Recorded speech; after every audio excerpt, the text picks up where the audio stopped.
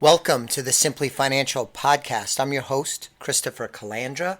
For a long time now, I like to ask people how much money they would need to be rich. Now, I sometimes will do this in my role as a certified financial planner in front of clients and or prospects. But much more often, I'll do that in social settings with friends, family, just people you kind of meet.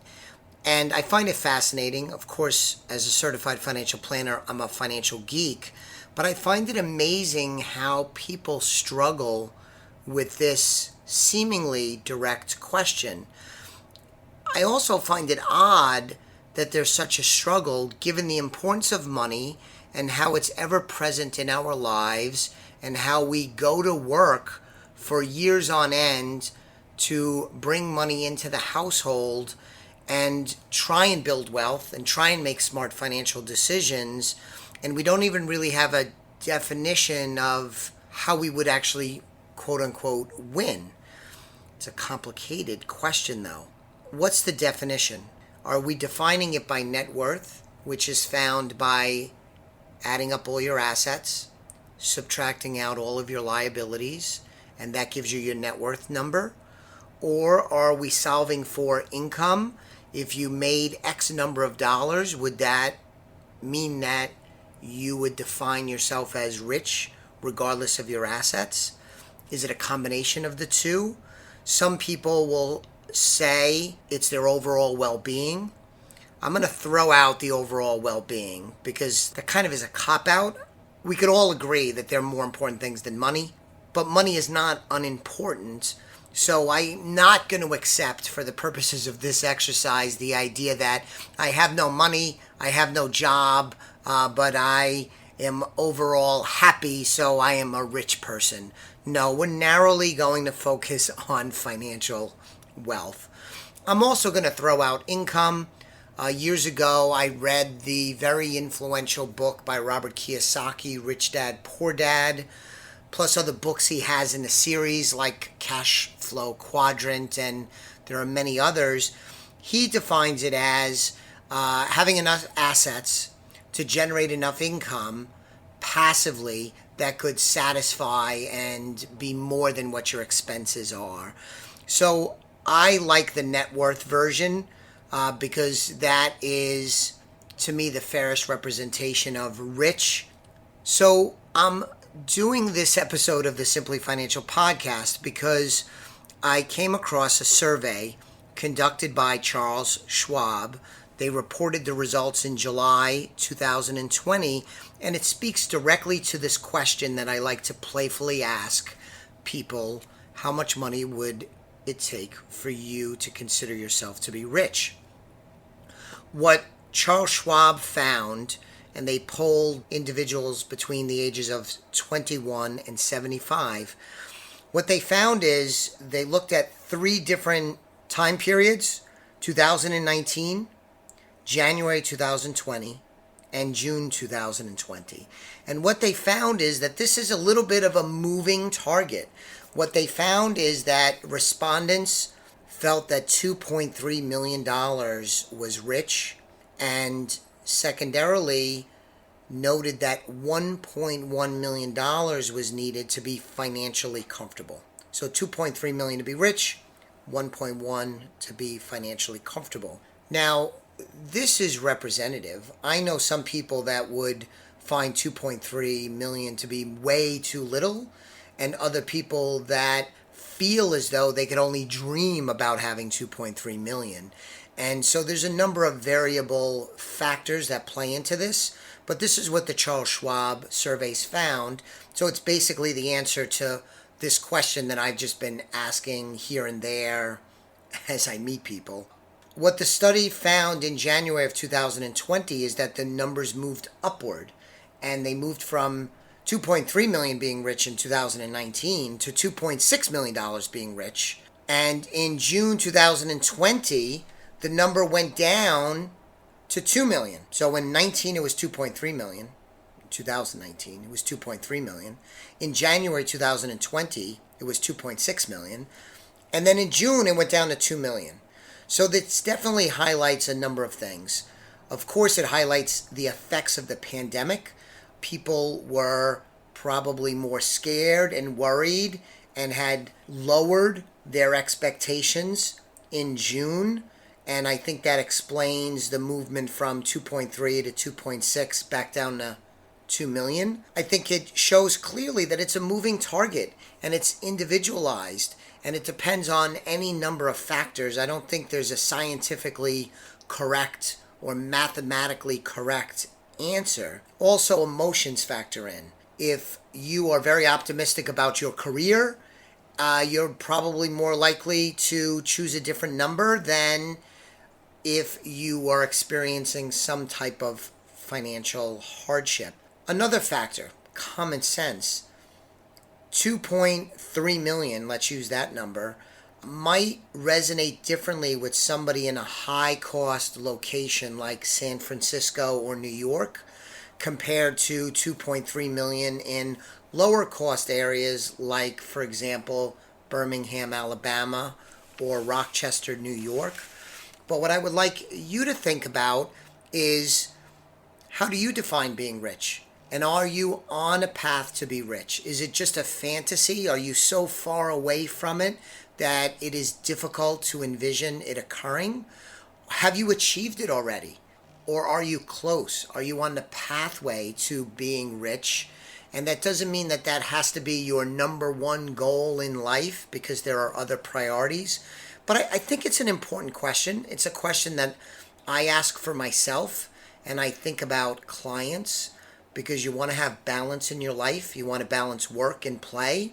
You want to balance the need to secure your financial future with your need to enjoy the present and use your money so that you could enjoy your life today and tomorrow as you work into the long term. So I think this is a good question. And if you're listening to this, think about the question.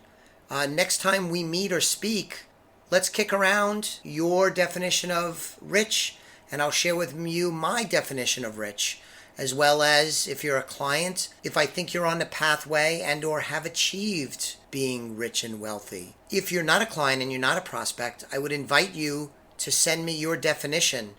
You could find Elliott Wealth on Facebook. We're on Twitter. You could reach out to us via our website, www.elliottwealth.com, under the Contact Us button. Send us an email. I'd love to get your thoughts. A few things as I begin to wrap up. There's a very influential book, Your Money or Your Life. It was written some time ago. The author is Vicki Robin. I think the book was updated in 2018, and it speaks to this issue very directly, and it's a fresh, I think, look at this, because it balances the need to accumulate a certain amount of wealth and income to be secure, but that too many people think they need more than they actually do and might have misplaced priorities. I'm not suggesting I agree with everything that the author has to say, but it's a very good book, very influential. And one of the things I remember about the book is it talks about people often feeling like they don't have enough. So she advances the notion that if you had $1 million and you were asked, do you think you're rich, that you'd probably say, to be rich, I would need 2 to 3 times my $1 million. But if you're asked that question and you have a net worth of $500,000 instead of $1 million, you sort of tack on the same multiple anyway, and you would say, well, $500,000, I don't think that's rich. I need what are the numbers? Between $1 and $1.5 million.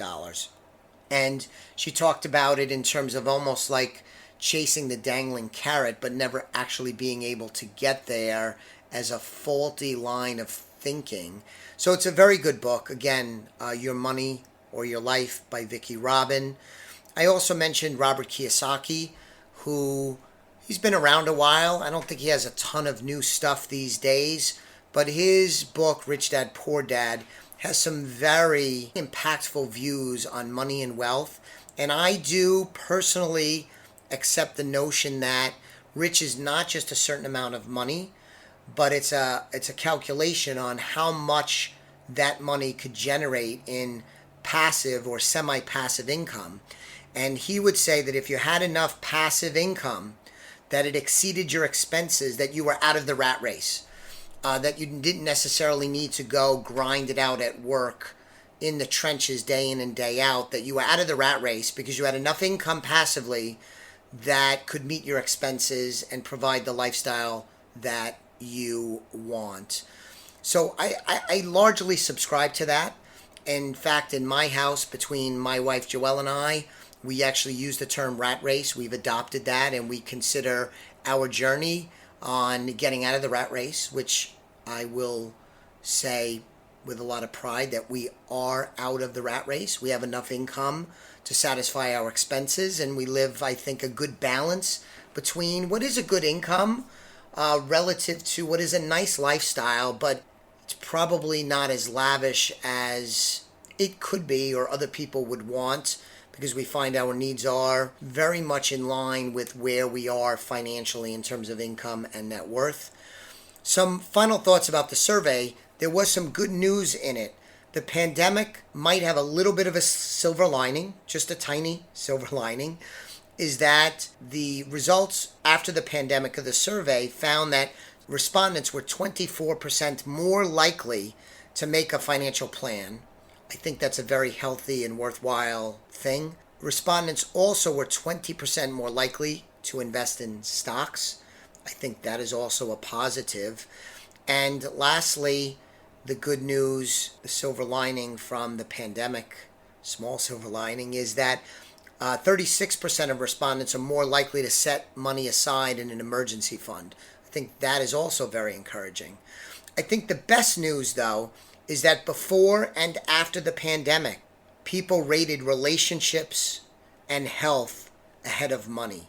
And I believe that is appropriate. That's how I view things. That's how I'm going to work with my clients. There are more important things than money, but money is not unimportant. So again, I would ask you to think about how much money you would need to have in net worth to consider yourself rich. Is it the 2 million? Is it the 2.3 million? Is it a number way higher than that? Is it a number lower than that? And why? If you're a client, a prospect of ours, and we connect, please bring up the question if I don't. I'd love to discuss it with you. And as I said earlier, if you haven't had contact with me and the team here at Elliott Wealth Management, please go to our website or find us on Facebook and let us know what you think your definition of rich is. I would love to hear from all of you. Thanks so much for listening to this episode of the Simply Financial Podcast. I will be back with you on the next episode very soon. The views expressed are not necessarily the opinion of Osaic Wealth, Inc., and should not be construed directly or indirectly as an offer to buy or sell any securities mentioned herein. Investing is subject to risks, including loss of principal invested. Past performance is not a guarantee of future results. No strategy can assure a profit nor protect against loss. Please note that individual situations can vary. Therefore, the information should be relied upon when coordinated with individual professional advice. Please note, the information being provided is strictly as a courtesy. When you link to any of the websites provided here, you are leaving this website. We make no representation as to the completeness or accuracy of information provided at these websites. Nor is the company liable for any direct or indirect technical or system issues or any consequences arising out of your access to or your use of third-party technologies, websites, information, and programs made available through this website. When you access one of these websites, you are leaving our website and assume total responsibility and risk for your use of the websites you are linking to. Securities and advisory services are offered through Osaic Wealth, Inc., member FINRA, SIPC. Insurance services offered through Elliott Wealth Management Services, LLC, not affiliated with Osaic Wealth, Inc.